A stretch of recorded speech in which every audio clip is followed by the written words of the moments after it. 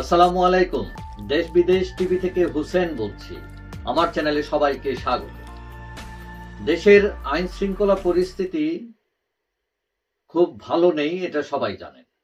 বিশেষ করে পুলিশ আছে তো নেই। তারপর রাজনৈতিক সংঘাত, বিশেষ করে আওয়ামী লীগের লোকজন, নেতা বলেন, কর্মী বলেন, সমর্থক বলেন, সবাই একটা বিপদের মধ্যে আছে। এখন কেউ যদি অপরাধ করে থাকে তাকে আইনের আওতায় আনা, এটা ঠিক আছে, কিন্তু সন্দেহজনকভাবে অথবা আওয়ামী লীগ করার অপরাধে তাকে মেরে ফেলবেন, কেটে ফেলবেন, জখম করে ফেলবেন, এটা কোন আইনে সাপোর্ট করে? আমরা গতকাল শুক্রবার দেখলাম যে আওয়ামী লীগের সাবেক কেন্দ্রীয় সাংগঠনিক সম্পাদক ছিলেন মিসবাউদ্দিন সিরাজ, যিনি সিলেটের একজন খ্যাতিমান আইনজীবী, এবং তাকে কুপিয়ে আহত করেছে দুর্বৃত্তরা এবং বড় অঙ্কের চাঁদা দাবি করেছে তারা মুক্তিপণ। এবং তার পরিবার থেকে বলা হয়েছিল যে তারা দাবি করেছিল অর্ধ কোটি টাকা, 50 লাখ টাকা।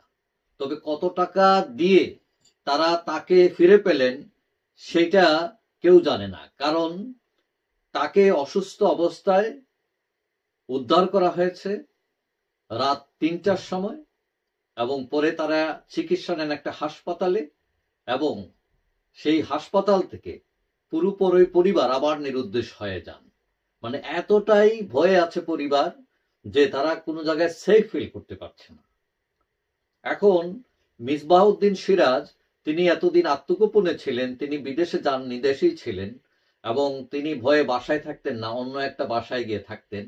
এবং গত শুক্রবার রাত 12টার দিকে তিনি একটা সিএনজি চড়ে অন্য জায়গায় যাচ্ছিলেন নিরাপদ আশ্রয়ের খোঁজে, এবং তখনই কিছু দুর্বৃত্ত, ধারণা করা হচ্ছে তারা কোনো রাজনৈতিক দলের সদস্য, এবং তারা তাকে অ্যাটাক করে এবং তাকে অপহরণ করে নিয়ে যায়, এবং রাত 3টার সময় তাকে কুপিয়ে রক্তাক্ত অবস্থায় সাগরদিঘি পার, সিলেটের সাগরদিঘি পারে তারা ফেলে চলে যায়। এবং তখন তার পরিবারের লোকেরা খবর পেয়ে তাকে উদ্ধার করেন এবং হাসপাতালে নিয়ে যান। এখন সবাই আত্মগোপনে আছে, এমনকি পুলিশও জানে না যে কিভাবে কি হলো। যদিও মিসবাহউদ্দিন সিরাজের নামে অনেকগুলো মামলা আছে, এবং ধারণা করছে যে রাজনৈতিক প্রতিপক্ষীরা তার উপর প্রতিশোধ নিয়েছে এবং অনেক টাকাও নিয়েছে তারা। এখন দেশের সিচুয়েশন যদি এরকম হয়, আইন শৃঙ্খলা পরিস্থিতি ভেঙে পড়ে, তাহলে সাধারণ মানুষও শঙ্কিত হয়ে যায় যে কখন কার উপর আক্রমণ হয় এবং কে কখন সুবিধা নিতে চাইবে। এটা একটা ভয়ানক একটা অবস্থা। এখন অনেকেই প্রশ্ন করছেন কি হচ্ছে এইসব। এবং রাজনৈতিক অধিকার সব মানুষেরই আছে। আওয়ামী লীগ যদি দোষ করে থাকে, আওয়ামী লীগের 4 কোটি মানুষ আছে সমর্থক, সবাই তো আর দোষ করে নাই। যারা যারা দোষ করেছে অবশ্যই তাদের আইনের আওতায় আনবেন, কিন্তু কুপিয়ে জখম করে, রক্তাক্ত করে, টাকা আদায় করে, এটা কোন ধরনের রাজনীতি?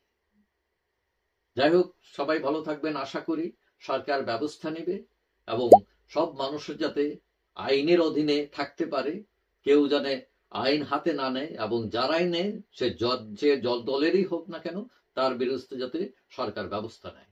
যাই হোক, সবাই ভালো থাকবেন। আশা করি দেখা হবে অন্য কোনো ভিডিওতে, ইনশাআল্লাহ। আল্লাহ।